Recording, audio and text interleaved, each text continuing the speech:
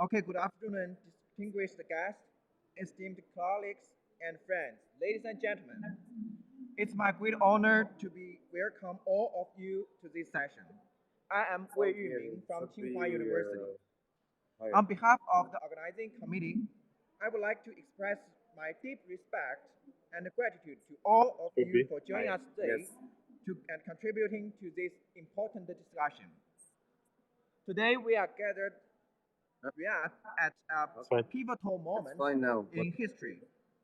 The rapid development of artificial intelligence is driving huge transformation towards intelligent society, fostering new academic frontiers, technological breakthroughs, and innovative models. This transformation brings enormous opportunities for development across all sectors. However, it also introduces a range of complex governance challenges, including ethical concerns, social inequity, privacy, and security risks. This session aims to address these pressing issues from a global perspective, analyzing the latest trends, major challenges, and the future opportunities in the development of intelligent society. Through the lens of government and international collaboration, we will explore the experimental and adaptive approaches needed to navigate the governance transition of intelligent society. We are privileged to have an exceptional panel of speakers, each of whom bring unique expertise and global perspectives to this discussion. Now allow me to introduce them. Prof. Gongke, former president of the World Federation of Engineering Organization, executive director of Chinese Institute of New Generation Artificial Intelligence Development Strategies, and the former president of Nankai University. Mr. Sam Jones, senior advisor at the Oxford Martin AI Governance Initiative, Oxford University, and director of Multilateral AI. Prof. Mi Jianing, professor at Harbin Institute of Technology and the editor-in-chief of the Journal of Public Administration. Prof.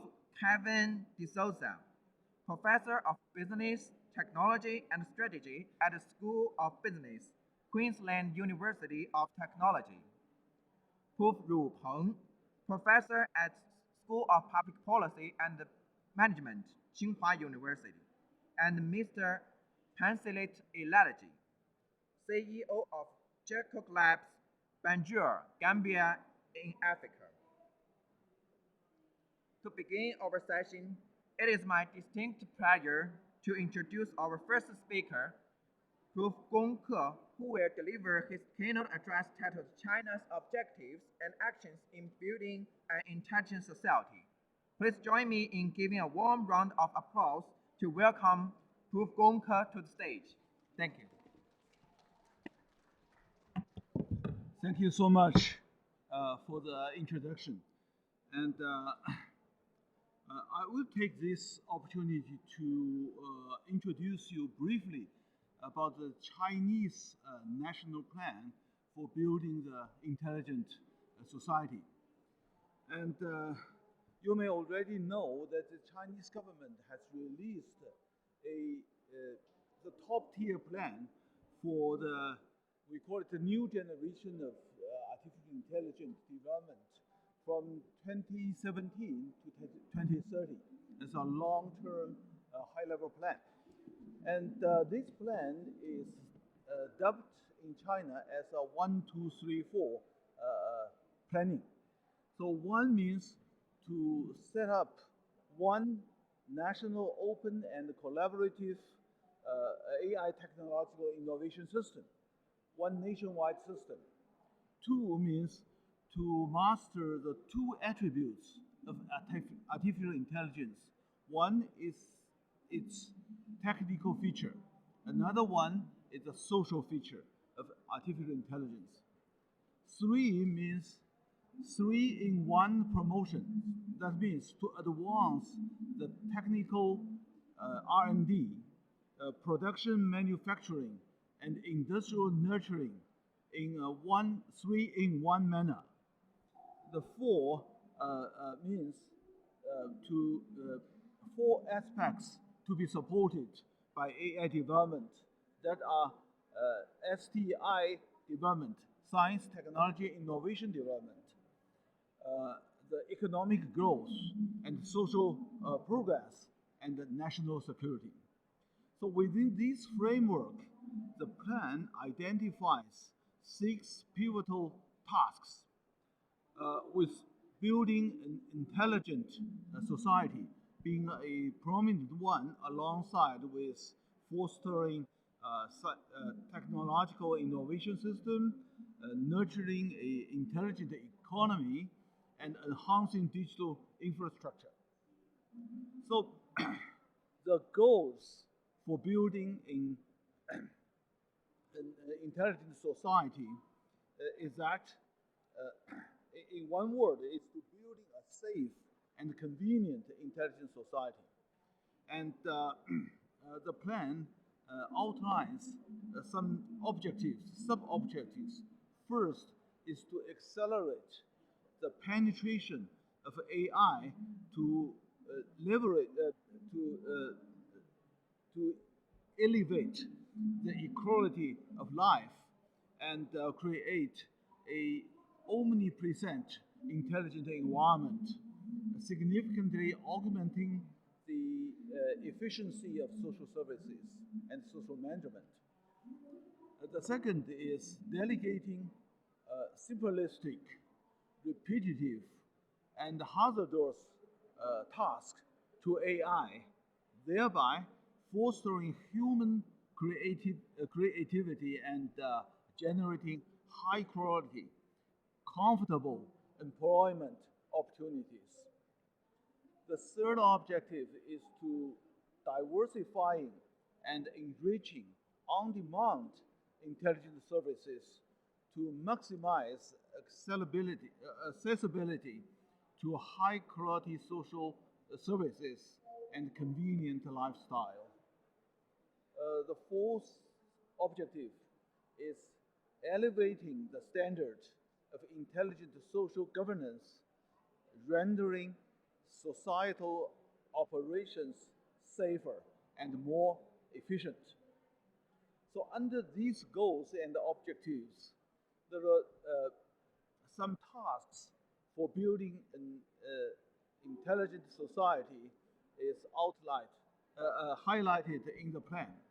The first is developing convenient and efficient intelligent services. That means prioritizing AI innovations to address urgent societal needs such as education, especially pre-university education, healthcare, and elder care, to provide tailored, superior quality services. The second task is to advancing intelligent social governance, leveraging AI to tackle administrative, judicial, municipal, and environmental governance challenges, thereby modernizing the social management of China.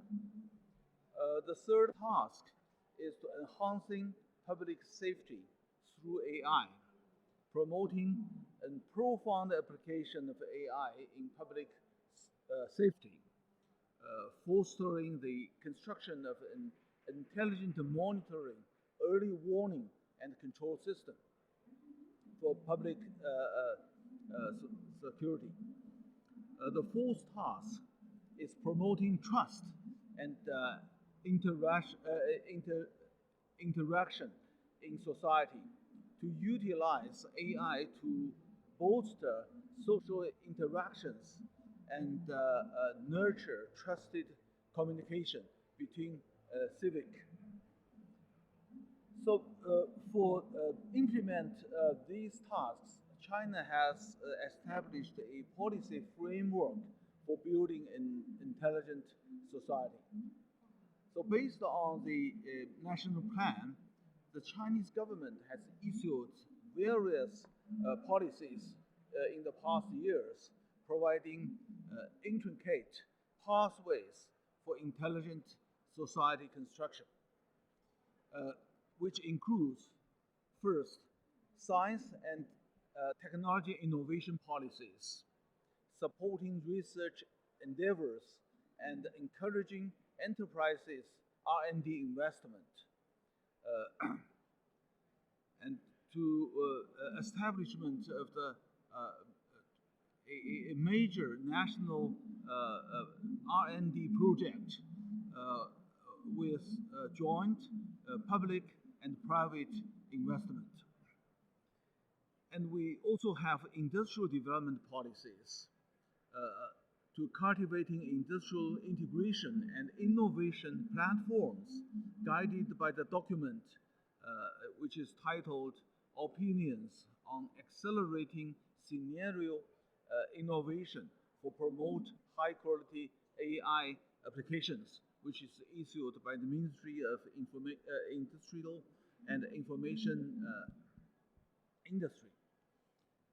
And we also have human resource development policies to fortifying talent cultivation frameworks and intensifying talent recruitment endeavors. And now the AI courses is already adopted in the fundamental education and higher education systems in China. And we have data and infrastructure policies enabling data sharing and constructing intelligent infrastructure. Of course, also privacy protection. We have adopted a new law in China 2 years ago for protect the private information. And then safety and ethical norm policies, establishing an AI safety regulation and social impact evaluation system infused with ethical guidelines released by the Chinese government 3 years ago. And finally, regional development policies, that is to encourage regional collaborations and localized development initiatives. So with these policy frameworks, China has got, I think, notable progresses in building an intelligent society. For example, developing application scenarios in social services, in healthcare.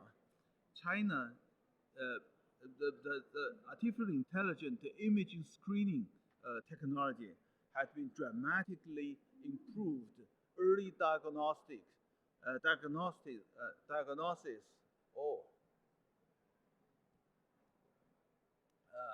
of critical illness such as cancer.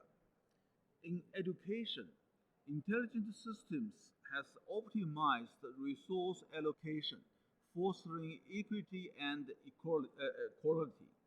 So people can use AI aids, AI assistant learning and teaching system in China widely. In governance, intelligent systems applied to pandemic control and public services having significantly enhanced the efficiency in during the campaign with COVID pandemic. And we also achieved progress in building intelligent public services system. The widespread adoption of AI in transportation, finance, and environmental sectors have given rise to the convenient and efficient public service system. So if you know the city, Hangzhou is a very beautiful city near to Shanghai.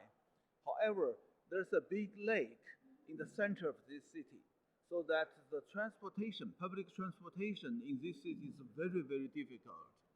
5 years ago, this city ranked number 3 or number 4, the most traffic suggestion city in China. With the help of AI system, they reduced the ranking from number 4 to number 57 congested city in China now. So we have also enhanced the regulation and governance mechanism to ensure the safety use of AI, and also China promoting green and intelligent synergy to leveraging AI to reduce the carbon print of social services and also production. So in summary, China's endeavors in constructing a intelligent society are steadily transitioning from blueprint to reality. So the blueprint is a national plan. This transition not only mirrors technological advancement, but also underscores a pathway to refining social governance and augmenting human well-being. So in the future, personally, I believe China should further emphasize constructing an intelligent society centered on people rather than technology. Efforts should empower individuals with technology, ensuring a dedicated balance between technological innovation and ethical operation. Ultimately, the objective is to forge an inclusive, equitable, sustainable, and harmonious society for all by by leveraging the potential of artificial intelligence. So that's my brief introduction about China's goals and actions in building an intelligent society. Thank you so much.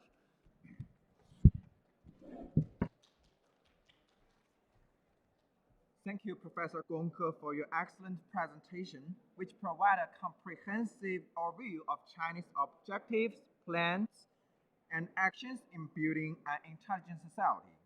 And now let us welcome Mr. Sam Jones, who will deliver his speech on the topic of international governance of AI and the environment.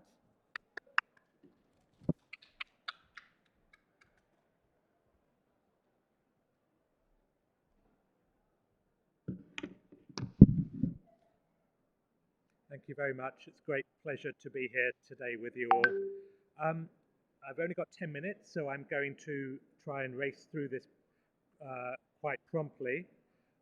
First, what's the positive contribution AI can make to climate solutions? Well, here's just a few. New materials research in solar technologies, battery research, biodegradable alternatives to plastics, atmospheric modeling and climate modeling through digital twins. My colleague, Professor Philip Steer at Oxford University, has a leading intelligent Earth project on this. And AI will be vital to achieve the new UN climate COP energy efficiency goals across all industries. Well, what's the problem? Well, AI energy and water consumptions are high and growing. This has global impact as a contributor to greenhouse gas emissions. Currently, AI accounts for 1 to 2% of global energy use, but it's set potentially to increase significantly in the future. We need a new Japan worth of electricity every year because of AI, but also because of air conditioning and electric vehicles. And the water use of data centers uses more water than 4 times that of Denmark every year. Other factors that could increase AI's energy use. There's been an emphasis to date on the energy cost of testing and training large language models. But in the future, there'll be greater emissions from inference, from multimodal search, and particularly important will be to track the energy use of semi-autonomous AI agents. And generative AI will shift not just from scraping the internet, but also relying on real-time IoT data of human behavior and natural processes involving greater data. So what are the solutions? Well, the UN Environmental Programme in Nairobi, their recommendations are a good start. First, focus on the whole life cycle of AI, from the mining of critical materials all the way through to the deployment of AI models. Second, standardize the way we measure AI emissions. This work's been taken forward by the ITU, the ISO, the IEC, IEEE, and others, including at the recent New Delhi Standards Summit. Next, incentivize transparency from industry on their energy use and emissions. Incentivize efficiency in hardware design, make software more efficient, such as the work of the Green Software Initiative, and data sobriety, more accurate, well-structured data, reducing duplication, only use the data necessary for the task. And lastly, powering new data centers, only using renewable energy and reuse components at end of life. But can we leave energy optimization of data centers and chip design to industry alone? Well, perhaps, but that might change. I say perhaps because industry has achieved remarkable progress. Data center energy consumption only increased by 6% between 2010 and 2020, but computer workloads increased by 550%. NVIDIA achieved a 100-fold increase in performance per watt from Kepler in 2012 to Hopper in 2023. Google achieved similar efficiencies through their TPUs. But despite these efficiencies, AI energy use and emissions overall continue to rise. So AI is therefore subject to the Jevons paradox, named after an English economist who back in 1865 observed that increased efficiency of coal use actually led to increased consumption of coal across a wide range of industries, and AI is following a similar path.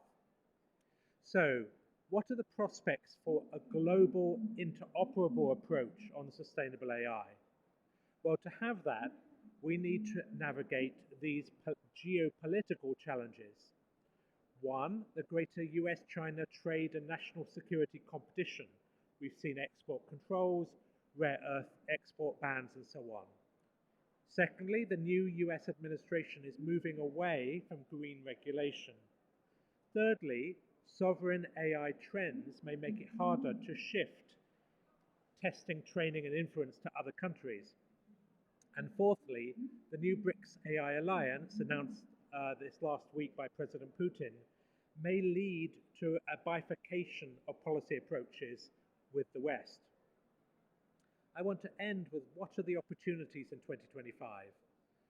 Well, I think it's vital that we use fora that includes China as well as the West. So we have the UN Universal Tracks that come out of the 2 UN General Assembly resolutions: responsible AI, proposed by the US, co-sponsored by China, and AI capacity building, proposed by China, co-sponsored by the US. Great initiatives, we can have further cooperation. Then the UN tracks that are emerging from the Global Digital Compact and the H-Lab on AI. Science convening, policy dialogue, standards, capacity building, all can be used to advance sustainable AI. UNESCO's ethical principles, ITU's AI for Good Summit, and multi-stakeholder forums such as IGF. Then there's national leadership. The Kingdom of Saudi Arabia's leadership of the Digital Cooperation Organization. They're interested in an ethical framework for AI. Perhaps that could be a bridge involving China and the West. Malaysia's chairing of ASEAN in 2025. They've got an interest in responsible AI to double ASEAN's digital economy. Singapore's had leadership on greener data centers in humid tropical climates, in software, and in integrating sustainability into its AI Verify and Model Gen AI frameworks. The EU and UK work on reducing digital emissions. The International Energy Agency's report next spring on AI for energy. France's AI Action Summit, GPay, the UK's International Energy Security Summit, and Republic of Korea's hosting of APEC economic leaders. These are all minilateral opportunities to further standardize approaches to measuring the energy cost of AI, but they can't replace global initiatives that involve both China and the West. The last initiative, a really important one, is COP30 in Belém, Brazil. I wonder, can we have a higher ambition coalition on this issue of middle and smaller powers moving towards COP30? Possible national champions include Kenya, Singapore, the UAE, Saudi Arabia, Kazakhstan, Brazil, and France. That's the end of my time. Thank you very much.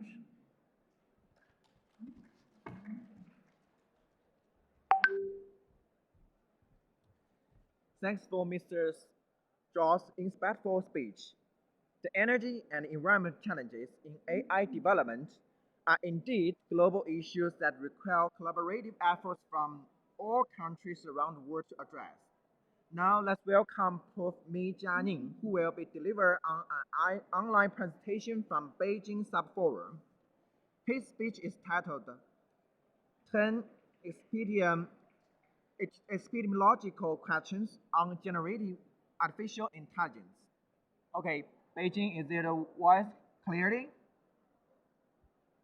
Okay, let's welcome. 我们这是分会场。 This is from Beijing. Today I'm going to talk about 论问题。对，那么大家为什么要讲这个10大？ 10 epistemological questions on the generative artificial intelligence.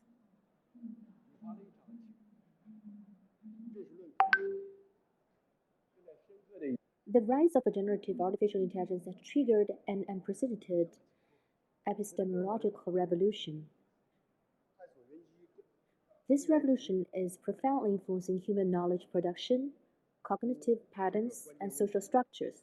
To better grasp the full picture of this revolution and explore the future landscape of human-machine symbiosis, we must raise critical questions from an epistemological dimension. So that's why I want to raise the 10 questions to cover various aspects of generative AI development, from technological innovation to philosophical reflection, from social impact to value reshaping. Systematically examining and deeply exploring these questions will provide us with important insights and action guides for understanding and responding to this revolution. Through researching the 10 questions, we can not only better grasp the development context and the trends of generative AI, but also more prudently consider the relationship between artificial intelligence and human society, contributing wisdom and strengths to achieving human-machine symbiosis and build a better future.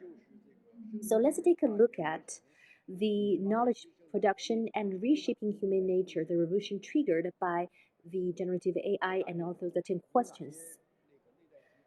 The question number 1, what are the intrinsic mechanisms of the revolution in knowledge production triggered by generative large language model?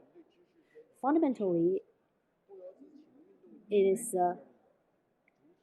transforming the knowledge production mode, mainly fundamentally changing of understanding of knowledge, truth, and cognition, shaking the epistemological presumptions of a subject-object dichotomy and supremacy of reasons that have been established since the Enlightenment.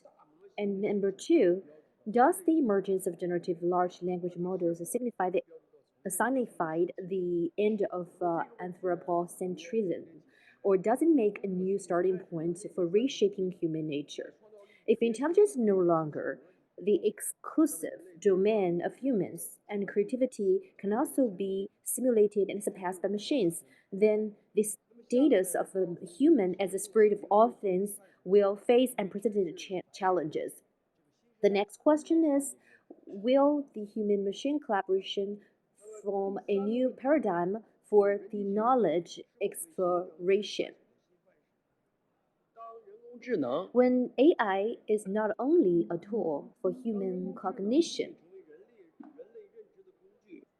but also becomes a subject and even a partner in knowledge production, the relationship between humans and machines will inevitably undergo a profound restructuring. That is number 3. Question number 4, how will generative large language models subvert the traditional scientific research paradigm and open up new frontiers for knowledge discovery?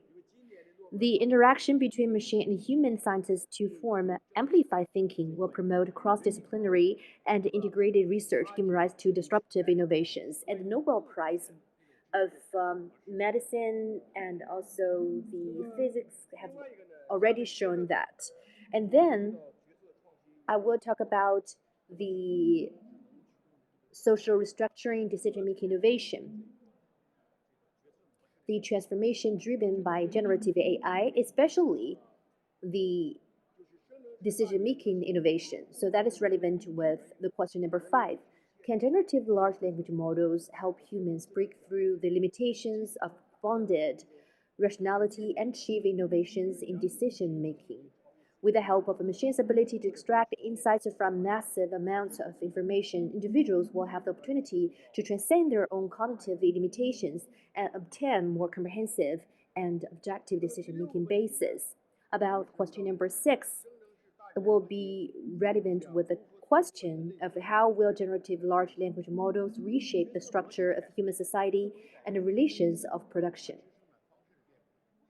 And the decision-making transformation is leading to the foundation of a traditional social division of labor because the non-differentiation of knowledge and skill acquisition triggered by large language model is based on the decisions.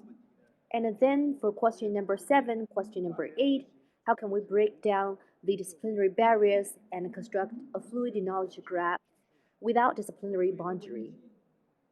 So that is exactly what question number 7 is asking. 生成式大语言模型能否打 Can 破 generative large language models break down disciplinary barriers and construct a fluid knowledge graph without disciplinary boundaries? The disciplinary classification system of a new era is built on the basis of a specialization and professionalization of knowledge production, and behind it lies the imprint of reductionism and mechanism. And question number 8, how will large language models revolutionize social science research and create a new paradigm with greater explanatory power, predictive power, and guiding power? With the help of large models, social sciences expect to establish an integrated research paradigm of a data-driven human-machine collaboration and a multi-scale linkage. So that is very interruptive to the traditional way. The 2 last questions about redefinition of intelligence values, the philosophical reflections triggered by the generative AI. So for question number 9, how will the intelligence and creativity demonstrated by generative large language models redefine the human cognition? Because there's amazing creativity demonstrated by the large models based on the knowledge graph formed by training on massive corpora blurs the boundaries between the imitation and innovation, quantitative and qualitative change. And question number 10, it is relevant to how the artificial intelligence is benchmarking towards the human intelligence. What are the connotations and extensions of aligning artificial intelligence with human values? What exactly it is aligning to? The question is not very clear yet. When the artificial intelligence system presents these difficult questions from unique perspectives, humans will be forced to re-examine existing beliefs and achieve value upgrades through openness, neutral learning, and evolution. So the human value system is also ever evolving. 还是它 So 的 that is the core, and or whether we should aligning with the peripheral part. Then, in summary, generative AI intelligence is pushing the humanity towards a brand new era. In this era, the speed of knowledge, iteration, and updating will be greatly accelerated, and human-machine collaboration will promote the flourishing of science. Machine intelligence will help perfect social governance. The human-machine interaction will enhance human insight. When the artificial intelligence becomes the norm, the singularity will no longer be out of reach. In this new era, humanity will bid farewell to a civilization centered on individual intelligence and usher in new epoch characterized by collective intelligence. Everyone will have their own personalized AI assistant, achieving the self-transcendence through the human-machine symbiosis. Facing this epistemological revolution led by generative AI, we should embrace the technology transformation with an open, prudent, and responsibility attitude. And that's why I put forward the 10 questions. Thank you. That's for me.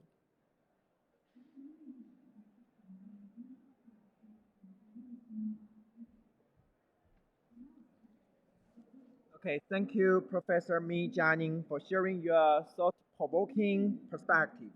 I believe everyone have now gained a deeper understanding of the impact that generative AI will have on the cognitive systems. Next, welcome Professor Kevin DeSouza, who will deliver his speech titled Governing Cognitive Computer Systems for Public Value. Thank you.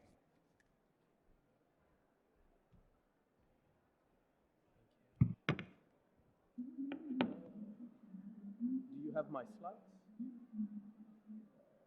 The slides?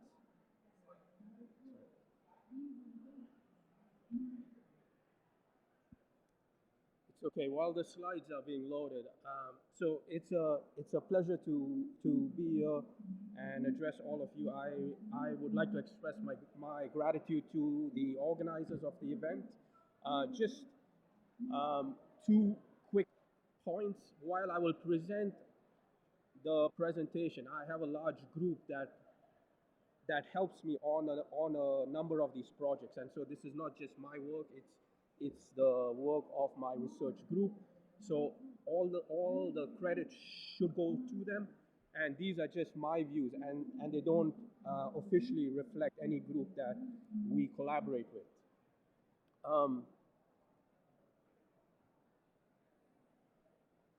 I guess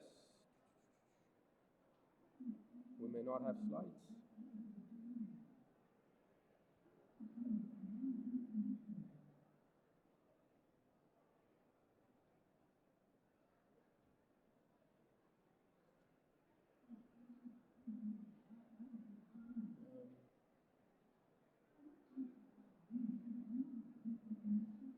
And is there a clicker?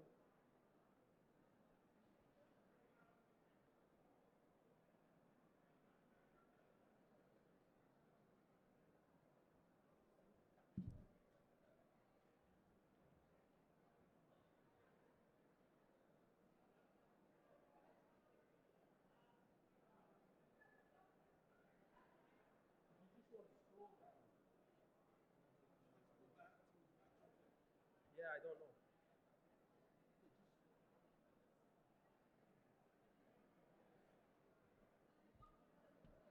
Okay, and so one of the things that I thought that I would focus on is to broaden the discussion around AI. As you see in this image, AI is just a small piece of this larger revolution that's underway right now on what we call cognitive computing systems. If you look at everything else around here, you will notice three things. Number one, AI is probably the most developed field among the collection here. So if you look at things like neuropsychology, this is an emerging field. This is where we still have a lot of blue ocean, whereas AI has been around for decades. The reason why I'm showing you this image is number one, it's very important to put AI in the larger context if we want to talk about building transformative societies. AI will have a role to play, but it's not the major role that it will play. It will work with a large assemblage of other innovations and other developments. Now, if you see everything on this image, you will notice one other thing. We are working at high speed when it comes to technical innovations in all of these areas, yet our governance and our frameworks to actually regulate and do responsible innovation have large amounts of inertia. And so what I will do in the remaining few minutes is to highlight a few key points that hopefully will stimulate some uh, further reflection on your part. So if you can go to the next slide. Perfect. So if you look at the other view of cognitive computing systems, you will see an image that looks like this. When we look at what really drives public value, we are trying to navigate these two issues of managing, governing actual behavior with cognitive computing systems and trying to understand what are individuals' behavioral intentions.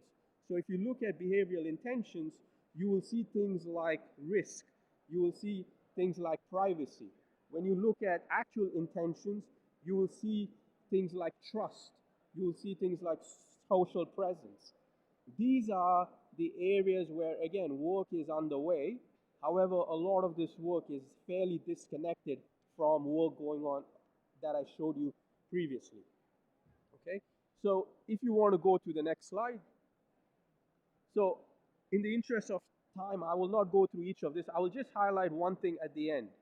So if you look at transparency, and it's an issue that's plaguing a lot of governments, our research has found that transparency is a very nuanced concept. There is transparency in terms of how government achieves a given outcome. There's transparency in how we use technologies, and then there's transparency in how government uses AI technologies. These three have different implications when it comes to explainable AI and our social licenses when it comes to innovating. Because I know we have two other speakers, I'll go to the next slide. This. So one of the other areas, if we really want to build a truly global and AI or cognitive computing system-driven society, we have to undertake fundamental work in terms of how interdependent our information platforms are, how interdependent our digital algorithms are. Because as recent examples have shown, if we have a single point of failure and it cascades around the ecosystem, we have actually increased the fragility of our societies. We haven't increased it. Next slide. So the other issue that we have to do if we really want to uncover how do we get public value out of this stuff is we have to begin tracking where is the money going. We have a long standing project where we've been looking at where governments around the world have been allocating their resources when it comes to advancement of AI. And so if you go to the next slide, and with these three, I'll just highlight one point each. Right now, a lot of the attention is on AI and large language models. To me, the technology is already out of the gate. It's very hard to regulate, it's very hard to govern when technology reaches a given scale. But we do have an opportunity when it comes to things like quantum computing. We need to get ahead of the curve rather than try to do it like we've been doing with previous generations of technology. The reason I bring up the Indonesia example is we have a lot of countries around the world that have forgotten the classical hierarchy of needs. Many countries around the world are deploying large language models for the higher levels of Maslow's hierarchy of needs when they haven't yet protected their databases. They haven't yet prevented cyber attacks. So it's this constant battle. And then lastly, one of the points we make in this report that's coming out is in order to truly reap the value of cognitive computing systems, we need to rethink how we design problems. So a very simple example, we are still trying to solve for healthcare in most countries, whereas the leading technology companies are solving for healthiness. They have completely flipped how they look at investments in healthcare. They are no more trying to solve for healthcare. They are trying to build healthier individuals. But for governments to be able to do that, they have to restructure government departments, they have to restructure ecosystems, And if we don't do any of that, I believe we will never truly realize the value of these cognitive computing tools to make our societies more robust and innovative. Thank you.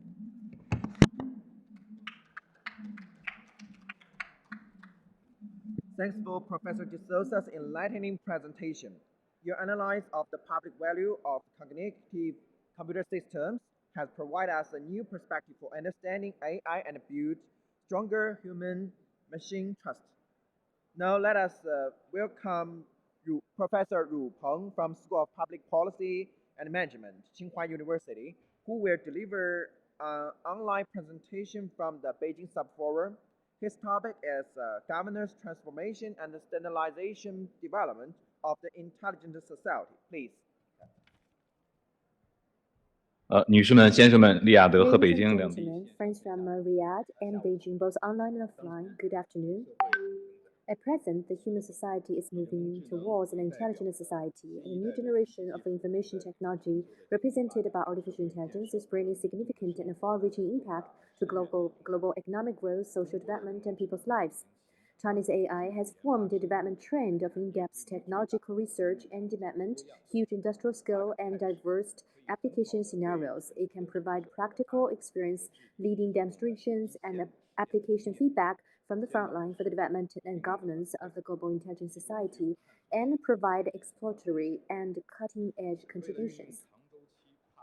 In order to use long-term cross-disciplinary and multidisciplinary empirical methods to record, describe, and predict the ongoing or upcoming changes in the intelligent society under the leadership of Professor Su Jun, the Dean of Institute for Intelligent Social Governance at Tsinghua University, I launched the initiatives of conducting artificial intelligence social experiment and exploring the path of intelligent social governance in 2019 in collaboration with domestic and foreign experts and scholars, and promoted relevant appointments to build 92 national intelligent social governance experimental bases in 22 provinces across the country. To our knowledge, this is the largest social experiment on AI technology and its governance on a global scale. After 5 years of practice, the experimental governance has achieved many important results and is continuously providing ideas, theories, and technical standards and norms for building an intelligent society with human touch. For example, the city of Ordos in northern China has built the Duoduo digital community service platform by using small QR codes to cover livelihood service and commercial operations, enhancing the enthusiasm of public to participate in community affairs in Ordos. The Hong Kong system and large-scale mining AI-based models have ensured the safety, greenness, and efficacy of a coal production, promoting the intelligent transformation of regional energy sector. For example, in the field of digital government, China Mobile has provided an intelligent customer service experience and over 100,000 online Q&A services to 31 million people through the government affairs large model with a positive review rate of 98.7%, creating the most attentive intelligent government assistant. Based on the vivid practice on the vast land of China, we observe that the technical characteristics of AI are triggering a paradigm shift in its governance model. The humanoid nature, self-learning, adaptability, human-computer interaction, and the wide-ranging social impact of generative AI technology has led to a triple change in our AI governance. Number one, the transformation of a governance object from a material technological subject to a human-like technological subject, and from static and stable technology to a dynamic and self-evolving technology. This requires us to pay close attention to issues such as the values, responsibility mechanism, and copyright mechanism of the big model, and must adopt a flexible, open, and agile governance framework. Secondly, the governance interface has shifted from only dealing with the relationship between technical elements to take into account of the human-machine interaction. This calls for strengthened governance of issues such as information cocons, cognitive bias, emotional manipulation, and addiction. Thirdly, the scope of governance has shifted from solely focusing on the process of technological innovation to emphasizing the microsystem of technology society policy involving multiple aspects such as ethics, social risks, and social impacts. This requires us to pay attention to the social applicability of technology and promote responsible development of AI. In facing with this shift in governance paradigms, we believe that standardization is the first move to address the opportunities and challenges of the times and build intelligent social culture and civilization. Standardization is not only a political tool with technical attributes, but also strategic, leading, social, and people-oriented. In recent years, the clear trend of standardization internationally has been shifting from technical standards to governance standards, from standard refinement to standard prioritization. The main issues of standardization in AI have also expanded from traditional topics such as algorithms, data, and network security to comprehensive issues such as privacy, ethics, risk management system, and social impact. In recent years, China has actively promoted the standardization of intelligent social governance. The relevant departments are studying and formulating the guidelines for standardization of intelligent social governance to build a standard system framework for intelligent social governance. In addition, the National Standardization Working Group on the Social Application and Evaluation of Intelligent Technology, SACSWG35, which is headed by Tsinghua University as a secretariat, and I served as Secretary General, has also conducted some useful explorations and has promoted the formal establishment of 5 national standards, including social impact, generative AI, technology application, artificial intelligence, social experiment. In the near future, we will continue to promote the development of the key standards in areas such as social applications for generative AI technology, smart healthcare, smart justice, and smart grassroots governance. Ladies and gentlemen, the future has arrived at times wait for no one. We need to use standardized means to promote the healthy development of intelligence technology, advance good governance of intelligent society, and serve the happy life of the people. We must adopt a prudent, positive, and optimistic attitude to jointly address the risks and challenges brought by the intelligent technology. Let's join hands and promote the development and governance of intelligent societies through the new paradigm of experimental governance, ensuring all countries and regions can benefit from the waves of intelligent society and build a people-centered, humanistic, intelligent society. Thank you.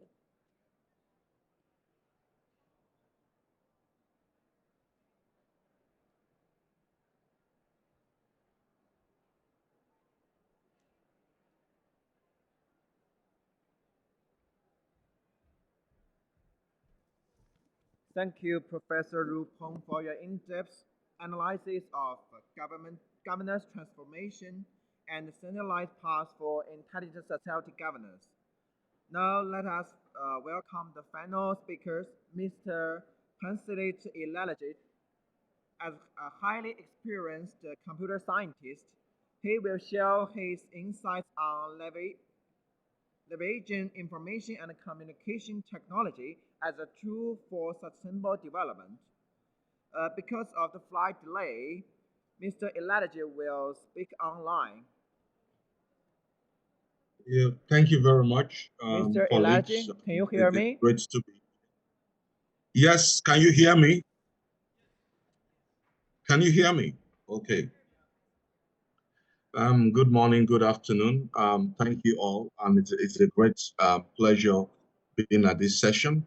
And I just want to say that all the previous speakers that have spoken have basically addressed most of the issues that I could have loved to address. And I would like to start by saying the basic principles of how we use information communication technology. I'm talking mainly on artificial intelligence. It has to be human-centered. And when it's human-centered, we are also dealing with issues that relate to trust and the respect of human values. Immediately, we put that at the center of anything we do with artificial intelligence, be it with the various data models we collect or with the governance structure, then we have a good basis of discourse.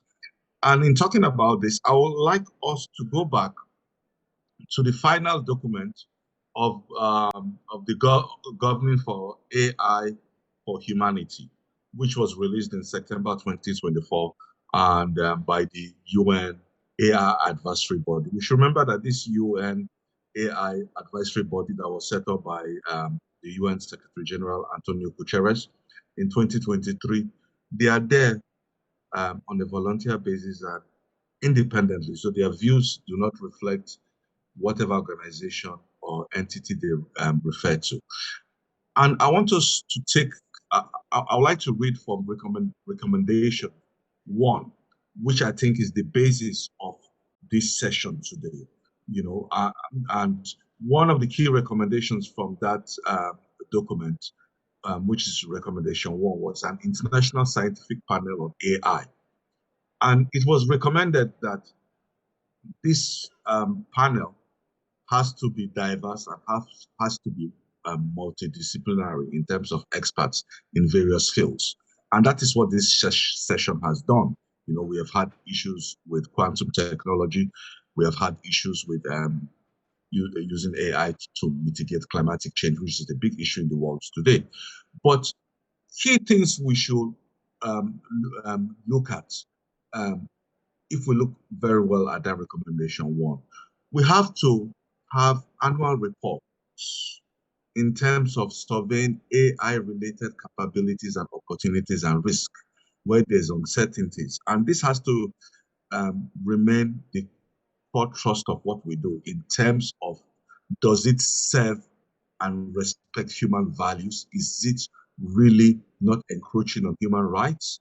We also have to look at producing quarterly thematic research, as that UN body says, that will help AI, especially with achieving SDGs.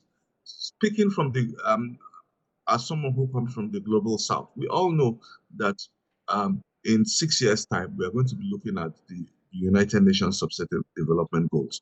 And if we use AI in whatever we do to try to achieve no to poverty, or health, or agriculture, or climatic change, by emphasizing on the UN Sustainable Development Goals 17, which deals with partnerships and cooperation, we'll be able to achieve all we talked about here today. So I would like colleagues for us to reflect on the human-centric side of AI in what we do, especially with our young people, who are the ones going to be using this technology in everything they do.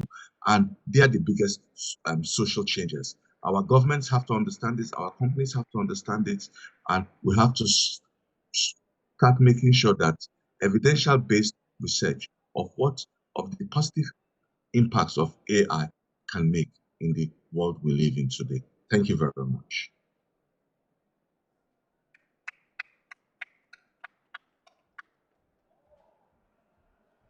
Thanks for Mr. Elijah for your wonderful speech. I find that although the speakers did not coordinate in advance, I noticed that their topics are highly complementary. President Gong He outlined China's objectives and actions in building an intelligent society, while Professor Ru Peng further explored the governance dimension in this context.